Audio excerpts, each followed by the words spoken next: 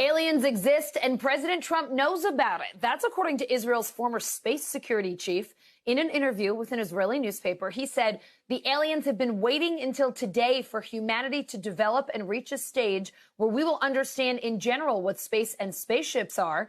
NBC News chief global correspondent Bill Neely explains this one. Hi, Alison. Well, this is quite a story, and it comes from the man who headed Israel's space security program for nearly 30 years. Chaim Eshed is making the extraordinary claim that the United States and Israel have been in contact with a group of aliens for years. Not immigrants, but extraterrestrials. He has called them the Galactic Federation of Aliens, and he says President Trump is aware of the existence of these aliens and had been on the verge of revealing their secrets, he claims, but was asked not to do so by the Federation in order to prevent what he calls mass hysteria. Well, the retired general says the US and Israel have kept it from the public because, quotes, humanity isn't ready and the aliens don't want to reveal themselves until humanity can evolve, he says, and understand what space really is.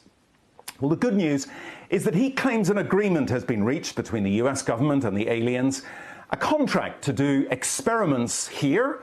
There's also, he says, a secret underground base on Mars where there are American and alien representatives. Now, this former head of a branch of Israel's defense ministry is 87. He was very well respected, at least until now. And he said all this in an interview with an Israeli newspaper in Hebrew, but it's really taken off after parts of it were published in English by the Jerusalem Post today. He says he's come forward now in the hope that his news will be accepted as true. He notes that if he'd made these claims 5 years ago, he would have been hospitalized, but now he says, I've got nothing to lose.